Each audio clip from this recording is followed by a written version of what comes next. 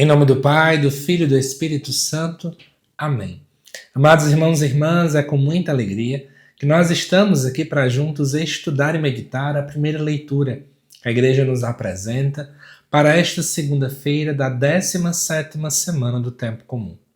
O texto de hoje se encontra lá em Jeremias, capítulo 13, versículos de 1 a 11, que diz assim: Isto disse-me o Senhor: Vai, compra um cinto de linho e põe-no em torno da cintura, mas não deixes molhar na água.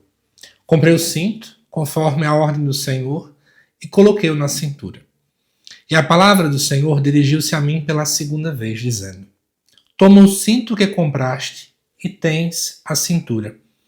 Levanta-te e vai ao Eufrates. Esconde-o lá na fenda de uma pedra. Fui e o escondi perto do Eufrates, conforme mandara o Senhor. Ora, ao cabo de muitos dias, disse-me o Senhor: Levanta-te, vai ao Eufrates e retira de lá o cinto que te mandei esconder. Fui ao Eufrates, cavei e retirei o cinto do lugar onde o tinha escondido. Mas eis que o cinto tinha apodrecido tanto que não servia mais para nada. E a palavra do Senhor dirigiu-se a mim, dizendo: Isto diz o Senhor: Assim farei apodrecer a grande soberba de Judá e de Jerusalém, este povo perverso, que se recusa a ouvir minhas palavras. Convive com a maldade no coração e vai atrás de deuses estrangeiros, prestando-lhe culto e prostrando-lhe diante deles. Será como este cinto, que não serve mais para nada. Pois assim como o cinto se une à cintura do homem, assim quis eu que toda a casa de Israel e toda a casa de Judá se unissem a mim, diz o Senhor, para ser meu povo, honra do meu nome, louvor e glória. Mas não ouviram. Amados irmãos e irmãs, primeira coisa, vamos nos situar no tempo. O profeta Jeremias, ele está fazendo o seu exercício ministerial, profético, ali por volta do ano 627 até o ano 586 a.C. E o que está acontecendo nessa época? O Império Assírio está em declínio, em decadência, o Egito tenta se recuperar e agora um novo império tem crescido cada vez mais, que é o Império da Babilônia. Acontece um episódio muito importante dentro da história do povo de Israel, que é o famoso exílio babilônico. Momento esse em que o Império Babilônico invade a região de Jerusalém e circunvizinhança e leva uma parcela da população exilada. Nesse momento específico, o povo começa sempre a se perguntar onde foi que erraram. E os profetas sempre acabam mostrando os grandes erros que eles cometeram. Nesse texto aqui em particular, a gente vai ver uma coisa muito bonita da parte de Deus. Que no texto fica nos parecendo um Deus rancoroso que deseja destruir o povo. Mas não é bem assim. No versículo 1, aparece essa imagem aqui do cinto de linho. Seria uma faixa, né, usada junto ao corpo, uma peça íntima, né, e o linho era um tecido nobre. Lá no livro do Êxodo, capítulo 28, os sacerdotes utilizavam o linho. Então, o cinto de linho seria uma peça preciosa diante de Deus. E aqui no versículo 1, Deus diz que é para o profeta colocar na sua cintura e não deixar ele molhar com água. Ou seja, deixa ele, faz com que ele permaneça exatamente igual a como ele foi comprado. Podemos aqui pensar, quando a gente pensa na nossa essência, por exemplo, que nós também somos como um cinto de linho. Nós somos algo precioso aos olhos de Deus e que Deus deseja que nós jamais percamos a nossa essência. Mesmo que as tempestades venham, mesmo que entre ano e saia ano, Deus nos convida, permaneça, não se perca.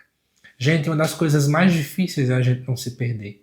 São tantos ventos, são tantas vozes, tantas coisas que tentam nos levar para longe de Deus. Mas a gente precisa fazer esse grande esforço. A palavra nos convida a verdadeiramente não deixarmos nos perder. A voz de Deus precisa gritar mais alto. E aí, de repente, o profeta compra então o cinto, conforme a ordem do Senhor, e coloca ele junto à cintura. Veja, sempre muito próximo. A ideia também é que Deus quer nos muito próximos a Ele. Nós temos um Deus ciumento. E de repente, no versículo 4, Deus então fala novamente com o profeta e diz que ele agora vá até o Eufrates. Era um rio famosíssimo, né, que banha o rio Tigre e o rio Eufrates, a região da Mesopotâmia. Esse rio ficava a cerca de 700 quilômetros de Jerusalém. E de repente, ele diz, deixa ele na sua cintura, vai até o rio e lá você vai esconder esse cinto numa fenda de uma pedra. Quando a gente esconde uma roupa junto ao chão, é claro que ela vai deteriorar. Só que em vez que você concorda comigo, esse processo, né, de destruição aos poucos, acabei de dar a resposta, acontece exatamente aos poucos. E é exatamente assim que o pecado faz conosco. A gente acha que o pecado por algum motivo não vai nos atingir, que nós estamos 100% protegidos, que nenhum mal nos alcança, que nós já estamos blindados por Deus, e aí vai um monte de visão na nossa mentalidade. Só que, na verdade, o pecado vai nos destruindo pouco a pouco. E quando menos nos damos conta, nós estamos exatamente o oposto daquilo que Deus sonhou para nós. Estamos perdendo a nossa essência, estamos nos perdendo de nós mesmos, estamos esquecendo da grande missão que o Senhor colocou para cada um de nós. E amados irmãos e irmãs, no versículo 7 diz que o profeta então foi lá no rio, cavou, retirou o cinto, mas o cinto tinha apodrecido tanto que não servia para mais nada. É assim que acontece conosco, quando nós infelizmente nos deixamos ser seduzidos pelo pecado. O nosso serviço não se torna mais a mesma coisa. A nossa missão perde o sabor, perde o valor inicial. Só que é claro, Deus esperou um tempo. Diz o versículo 6 que ao cabo de muitos dias Deus disse, vai lá. Deus tem muita paciência com a gente, né? Ele não julga com tanta velocidade, mas ele espera a conversão do pecador. Deus espera todos os dias para que eu busque me converter verdadeiramente. Deus espera todos os dias que você, amado irmão e irmã, também busque uma conversão autêntica. E aí depois disso aqui, Deus vai dar agora a lição teológica dentro de tudo isso aqui.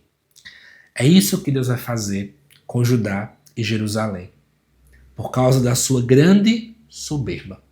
Para quem não sabe, o povo de Judá começa a recusar ouvir a Deus.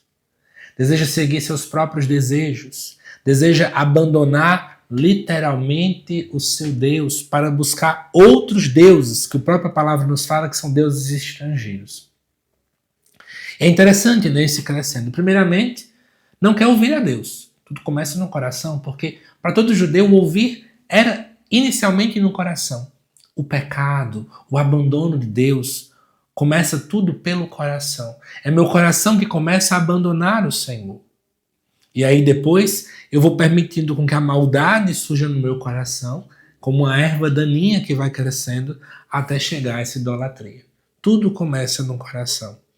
E amados irmãos e irmãs, e tudo o que Deus queria era, além da própria aliança que ele já fez com o povo de Judá, ele queria um povo não apenas obediente, mas um povo unido a ele. E é esse também o desejo do coração de Deus para nós. Deus nos quer unidos a ele. Deus não nos quer longe. Amada irmã e irmã, não sei se você se encontra longe de Deus, mas estamos numa segunda-feira nessa reflexão e Deus nos convida a voltar a unir-se a Ele. Que tal você buscar nesta semana mais momentos de união com o Senhor? Voltar a como você talvez era mais antigamente. Deus te espera. Que Deus te abençoe. Te aguardo nos próximos vídeos aqui do canal. Até mais.